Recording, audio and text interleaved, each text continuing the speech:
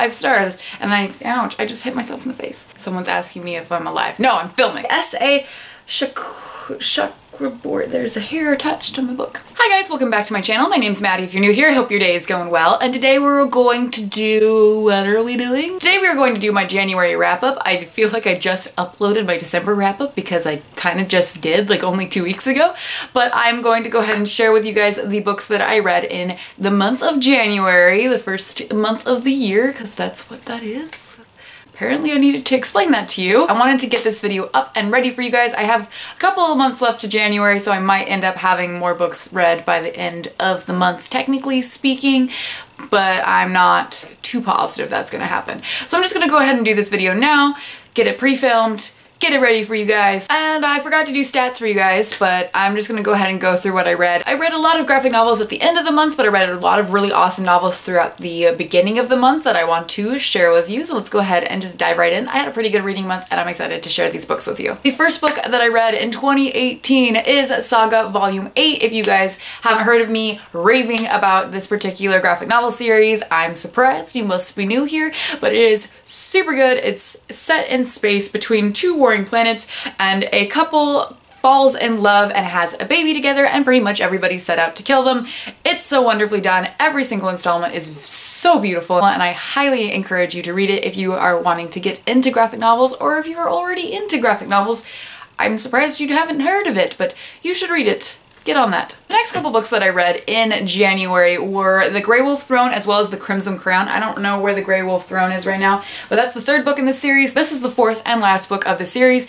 This is a high fantasy series by Cinder Williams-Chima, and it is fan-fucking-tastic, guys. This follows two point of views, one being a street lord named Han Alistair, who I have described as being 85% Kavoth from Name of the Wind and 15% Kaz Brekker from Six of Crows, as well as Princess Reza, who is the heir to the throne in one of the countries that is set in this world. This is the Seven Realms series, and it is definitely higher fantasy, but it is still a teen series. I think I gave both books 4.5 stars. There were some things that I'm like, that could move faster, but in general, I really did thoroughly enjoy this series. And the next book that I read in January is Beneath the Sugar Sky by Shannon Maguire. This is another one of my all-time favorite series. This series is about a school for children that have come back from fantastical worlds that need to be rehabilitated into our society. This is the third volume in that series, so I'm not going to spoil you about what happens because that would just be rude of me. But I ended up giving this one 4.5 out of 5 stars. I have given all the others 5 out of 5 stars. Still love this beyond compare. It's fabulous. I rated it 5 stars on Goodreads, but there were some things about this book that I felt like the world building kind of got a little heavier, a little harder to understand, as well as the main character in this one I didn't connect with as well as I connected to the other two characters from the previous books, but I find that I still thoroughly enjoy the series. I highly recommend it. It is so good. They're super short, so you might as well read them. The next book that I read was Exquisite Captive by Heather Demetrius. This book is about a genie who has been trapped in our world after escaping from her world where her entire clan was murdered off, and she is now enslaved to this human master who is basically a billionaire mastermind in our world. And there is trouble a-brewing on the horizon. It was very interesting to read. I like the fact that it was flipping between two kind of worlds, our world and a very high elite kind of society, as well as a different, very Arabian-esque like genie world, and I definitely enjoyed that. But there were a lot of things about this book that were a little problematic, one of them being the fact that she was in a love triangle and one of the people in the love triangle was abusing her, and I felt like that was done in a very odd way. I don't know if I will finish the rest of the series. I did get this from the library. I enjoyed it, but I didn't love it as much as I hoped. I ended up giving it 3 out of 5 stars. The next book that I read was also from the library. It is Beneath the Scarlet Sky by Mark Sullivan. This book has been talked about all the time at my store, and I haven't been able to get a hold of it until I just picked it up at the library, and it is a factual story about Pino Leila. I think I might be pronouncing that wrong. Let's be real, probably am. And when he was a teenager, he helped Italian Jews get out of Italy to escape the Nazi regime that had invaded. And he has this amazing story that Mark Sullivan got him to tell, and Mark Sullivan wrote it down in a novel format, and it is fantastically written. It is moving and beautiful and thrilling, and I highly recommend it if you like historical fiction but have no problems with reading factual writing. It does veer towards being a obviously factual story rather than a fiction story because it is factual, but it does read at some points much more like a novel than some biography like history books do. But I definitely am excited for the movie if they get around to making it at any time soon. The next book that I read, I was so anticipating, and I have some thoughts about it. So if you guys want a review on just this book, I will definitely do that for you, but it is The Cruel Prince by Holly Black. This book has been getting non-stop praise since it came out, and I finally got around to reading it, and I didn't love it. I ended up rating it 4 stars initially, and then I dropped my rating to 3. This book was so highly anticipated for me, and I think a lot of people reading it for the, like reading Holly Black for the first time may love it a lot more than I did, but I read the Tithe series back when I was like a middle schooler, and I was expecting a lot more grit. And there is definitely a lot of gritty characters in this. If you don't know what the story is about, this is about, I forgot her name already, that's great. This is about Jude. She is basically kidnapped when she's a child along with her other 2 sisters, and they grow up in the Fae world. And the Fae world is very much a hierarchy-based society. You have to prove yourself to be accepted, and that's all Jude wants from this world. She wants to be accepted. And a lot of political intrigue ensues, and things happen, and it's an interesting world, but at the same time, I felt like the world was too reminiscent of Sarah J. Maas for me.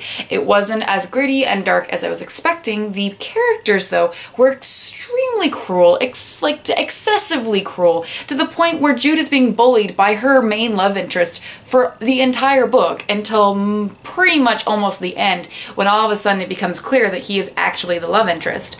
And I wasn't super happy with that. I do want to see where the rest of the series will continue, but I didn't love it as much as everyone else did, and I think it was just overhyped for me in my head, and I might need to take a break from Fae stories at the moment because I've been reading a lot of Fae like based stories, and it's becoming a little bit too incestuous right now. So if you want more thoughts on this, let me know. The next book that I read was Retribution Rails by Erin Bowman. I was kind of upset about The Cruel Prince, so I immediately jumped into something completely different than anything that I'd read previously. I read a YA Western. If you haven't read Vengeance Road, that is the first book in this series, so to speak. The Retribution Rails is a companion novel. It takes place 10 years after what happens in Vengeance Road, so I won't really spoil you as to what happens. It does follow 2 different characters, and I did find that it was a really interesting way to look at YA characters, because a lot of YA series tend to jump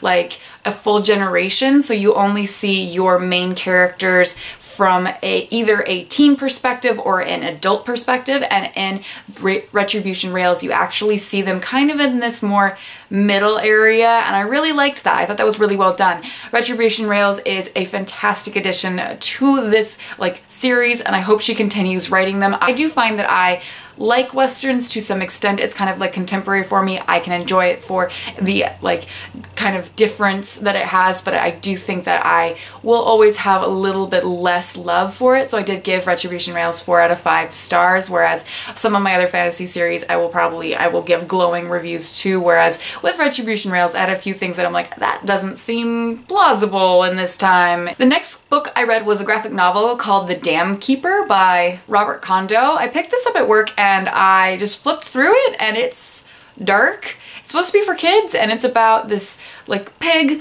whose dad dies, and he has to beat back the darkness from his town, and his town has forgotten that the darkness might kill them. And then all of a sudden the darkness comes and it takes him and a couple friends, and they're on a journey, and it was pretty. There's also like a short film that goes with it, and I think I should watch that because it might make a lot more sense. But if you like graphic novels that are dark and scary, this is a good one for you. And the next book I read that I am so excited to tell you guys about is The City of Brass by S.A. Chakraborty. I am gonna pronounce that so wrong, I am so sorry, but oh my God, guys. I picked this up. I knew that I was gonna love it because everyone was telling me I was gonna love it, but oh my God, I loved it. I loved it a lot. You should read this. It's so good. So this book, if you haven't heard, I'm sure it's kind of like a sleeper one. It is an adult fantasy novel about a woman living in Napoleon era Egypt, and she accidentally summons a genie.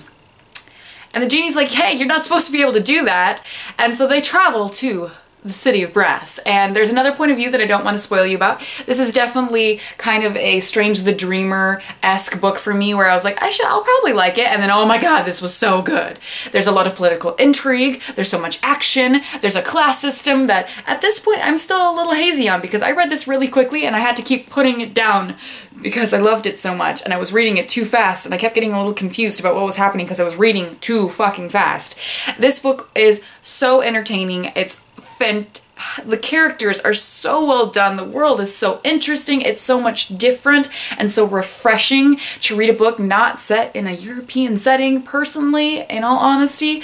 And it was actually really interesting that I read this book as well as Exquisite Captive, which both deal with Jen and Jeannie and all of that. And it was really fun to read several books from perspectives that are not my own. And I feel like I've already started in on just reading a little bit more diversely this year. And I loved this book so much. If you also want a review for this one, let me know. I loved it. It was amazeballs. And I want to reread it already. And the next book that I read in the month of January is Rock and Riot by Chelsea Ferretti. I picked this up at the library and it's adorable. Can you see it? It is 1950s LGBTQ rep and it's so cute.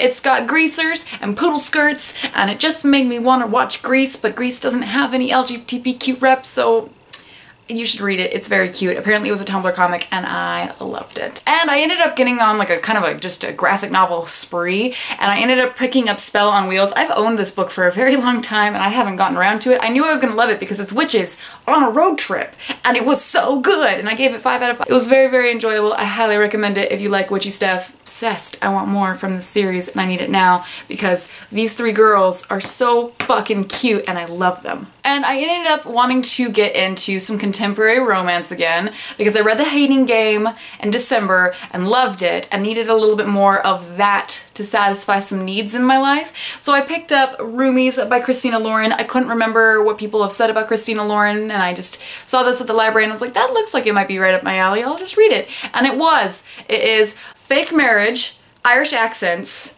and Broadway. This book was super enjoyable. It's romantic. It was cute. I need more romantic and, you know, smutty books, please. If you have any recommendations, leave them down below because I just need something to break up my fantasy, because I read this in one sitting and I need to be able to like calm myself down after my fantasy books, which is weird. You wouldn't think contemporary would calm me down, but it does. I need to be able to break away from my fantasy every now and then because sometimes they get a little heavy and a little depressing, but this book was so enjoyable and so much fun to read in just like one like afternoon. I loved it so much. So I ended up giving it 4 out of 5 stars though, because once again, some genres, I just kind of feel like there's like this like implausibility for me. Like I can totally get behind like fantasy dragons and genies and things like that, but for some reason the fact that this complete stranger just lives in her house with her, just for some reason that just doesn't work for me. I don't know, I'm a skeptic, I guess. The last 2 books that I've read in January are The Sleeper and the Spindle by Neil Gaiman. This is a retelling of Sleeping Beauty. The artwork is absolutely freaking gorgeous. I just want to read only Neil Gaiman's books that are illustrated by Chris Riddell because they're just absolutely beautiful, and I want to show you one of them. This might be spoilery, I'm sorry, but it's just so freaking beautiful. Like, just fucking stunning.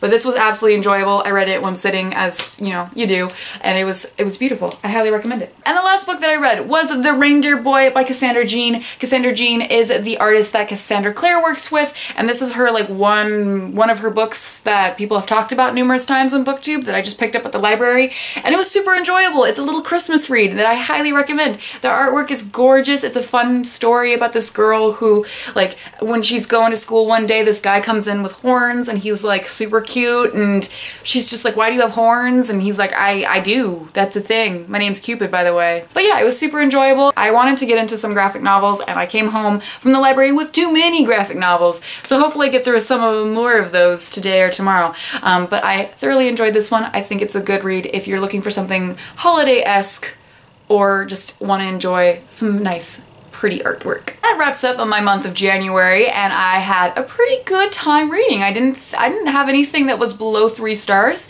I had some disappointing reads, I'm not gonna lie, but at the same time I had some amazing reads. So that's really awesome. Leave below any books that you want me to do like review or have really enjoyed that you think that I would like. I'm gonna go now, guys. Like, subscribe, all the good stuff. Bye!